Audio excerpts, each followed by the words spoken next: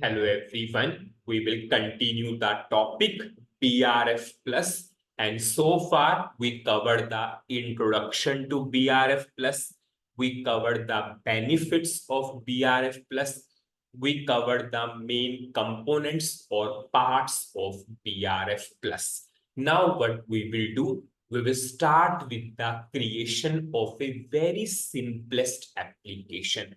We will develop a very simple BRF plus application, and we will develop a BRF plus application for bank FD interest rates.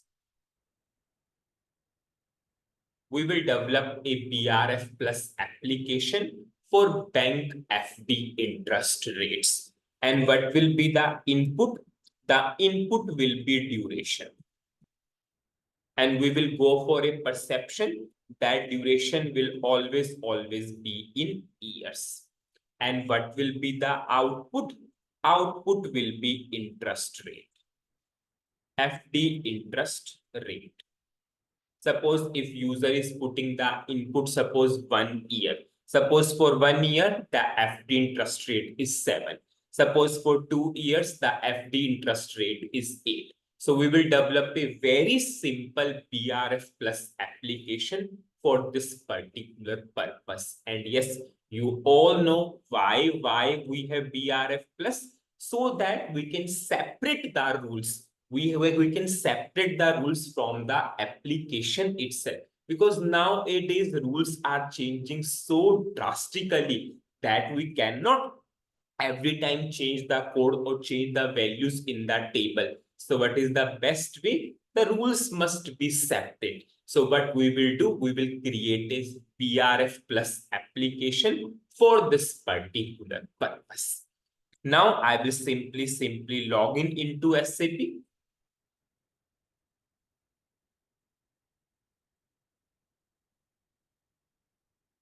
Now you all know what is the transaction code for BRF plus.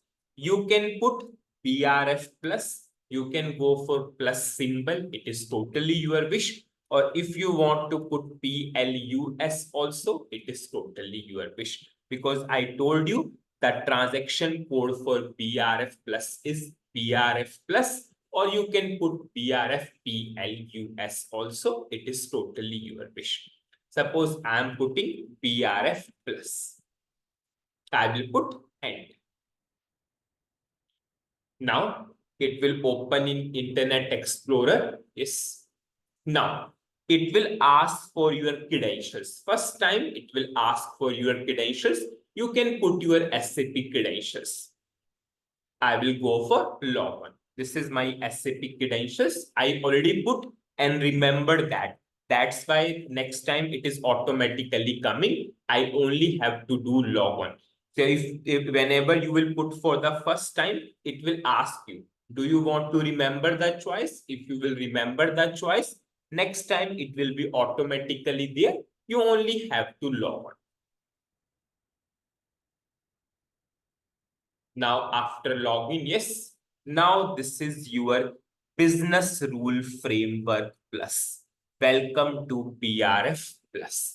Now we will go for simple application, the bank FD interest rate application. Now just see, when we discussed the main components or parts of BRF plus, but the first thing we discussed, we will firstly create a application. What is application? Application is a container for all the objects, because after that we will create data object, we will create function, we will create rule set, we will create rule. But the first thing, we need to create a application, and in that application we will create the other objects. So firstly we will create a application. So how to create a application? I will simply click on to create application. Now I will give some name to the application. Suppose I will put bank FD. Suppose I will put bank FD. Or suppose I will put bank FD rates. Now I will give the short description. Suppose bank FD rates. I will put the text. I will copy same to same. Now I will simply save it as a local object. If you want to store in package, it is totally your wish. Now I will simply save it as a local object. And you can know whenever we are saving as local, what is the package for the local objects? It is $PMP. Now I will create and navigate to object. Navigate to object means it will take me to this application itself. It will navigate me to that particular application. I will simply go for create. And you can see it navigated to the application itself. Once we will proceed further, you will get two options. Create and navigate to object. Then you will get more clarity. As of now, we have only application. Yes. So that's why it is navigating me to application only. Now save. Always activate each and every part so that you will understand that is there any error or not. So click on to activate. And once you activate, yes, I will go for yes. And once you will activate, the status will be in green color. Yes, it is active now. Now we will go for next thing. What is the next thing? We need to go for data objects. Now you will understand more better. What are data objects? Data object are the variables. Now just think about the purpose of our application. What is the purpose of our application?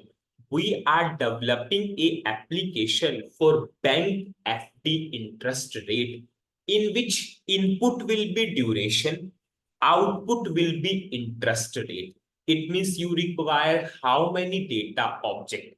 We require two data object, one for input, one for output, one for duration, one for the interest rate. So I will go for two variables. Yes, two data object. So now I will create two data object. So you can simply right click onto your application.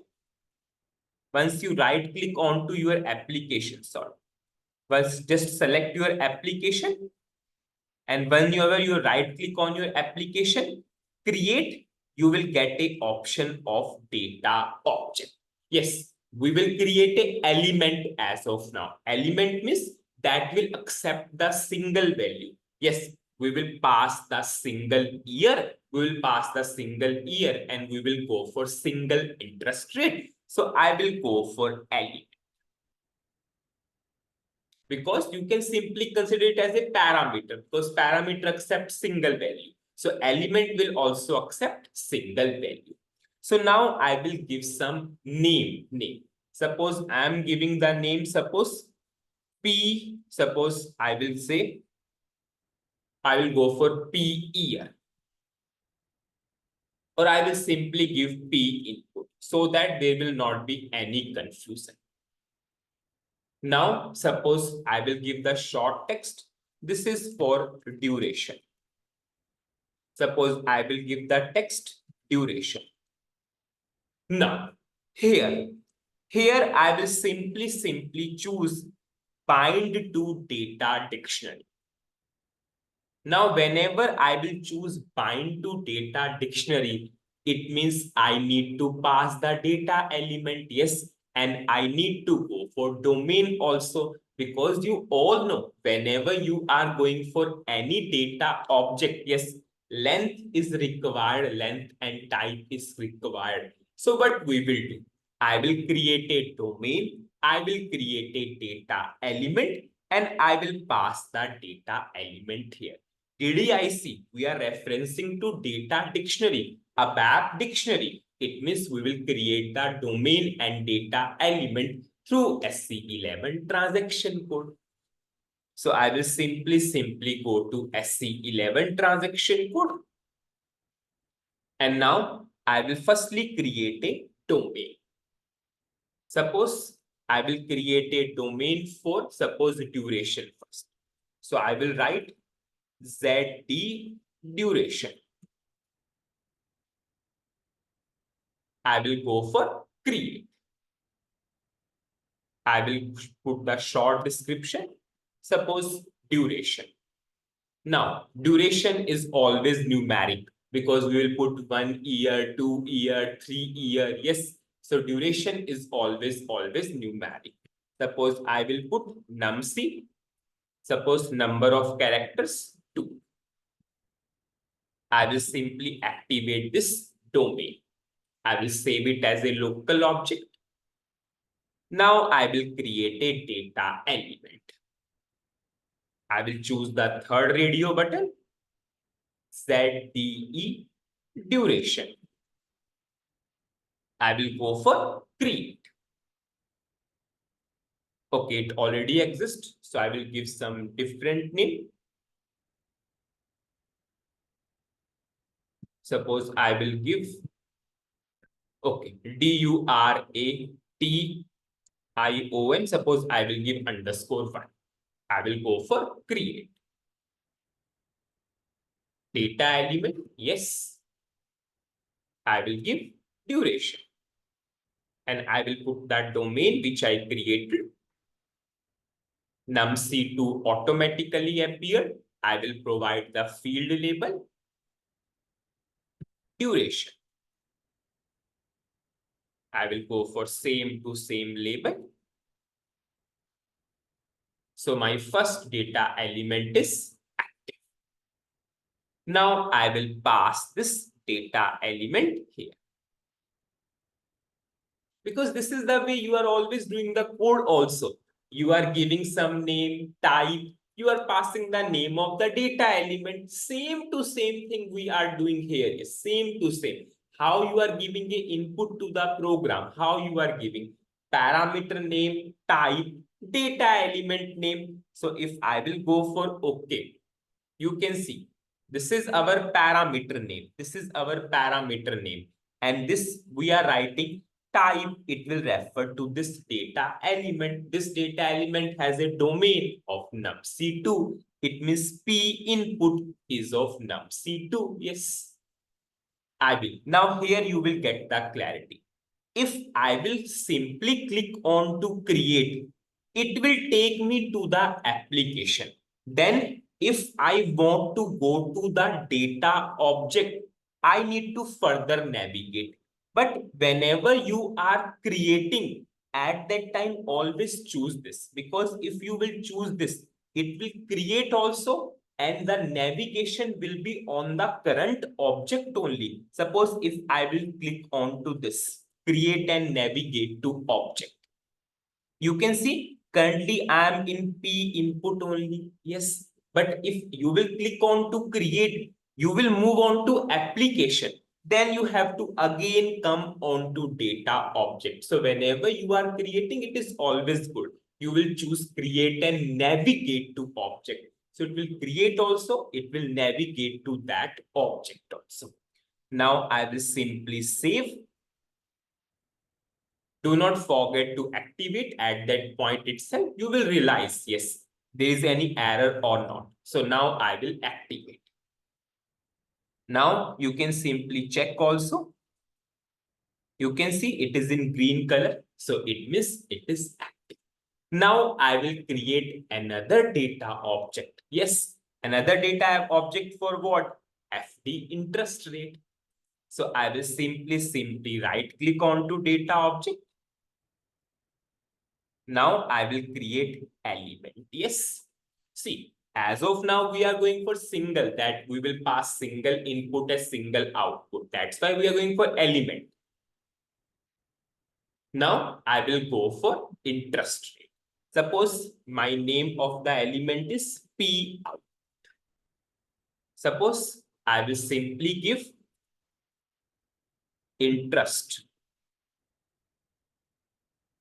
rate. Interest rate.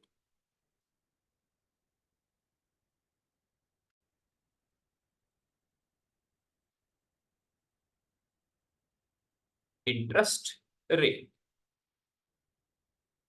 Now I will again choose bind to data dictionary element. And now I will create another domain and data element for FD interest rate.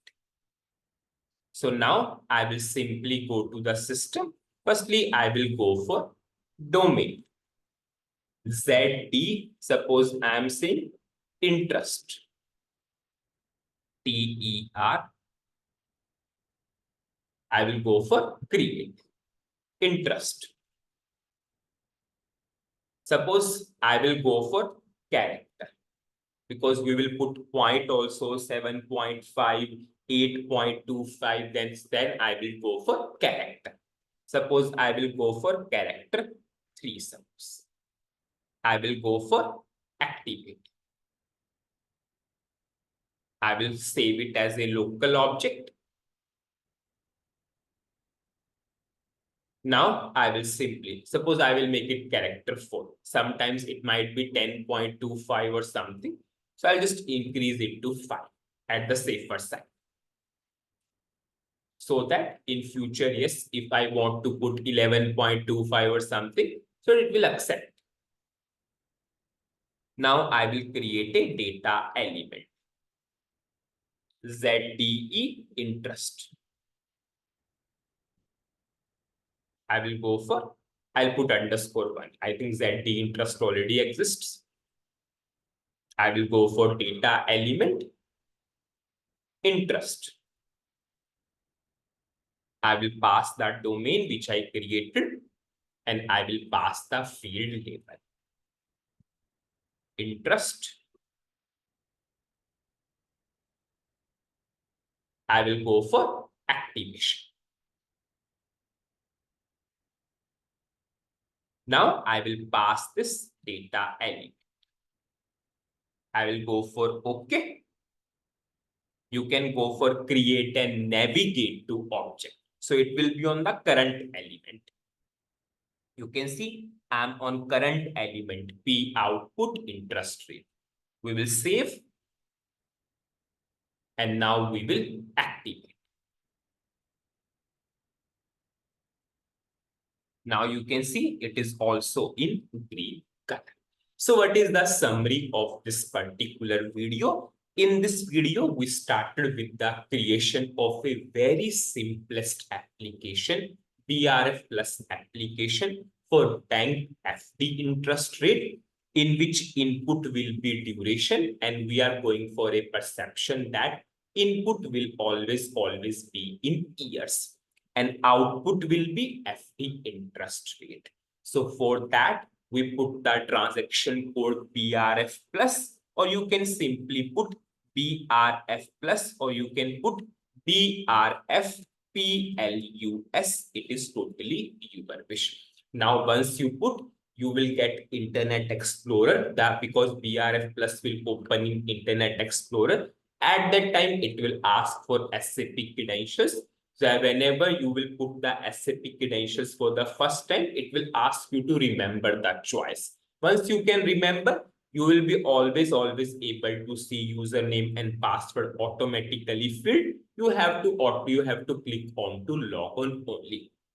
After that, I simply right click, or you can simply go to create application. You can give the name of the application. You can store into your package. I stored as a local package name is $TM. We gave some name of the application. After that, we created two data objects, one for input and one for output. And yes, you all know data objects are the variables. Yes. So if you are simply comparing it to program, parameter type data element, the same way we did, we gave parameter or element name type data element as a domain. So we created that domain and data elements and we passed here. In the next video, we will create function, we will create rule set, we will create rules, and then we will simply check the output of the application. So that's it in this video. Thank you.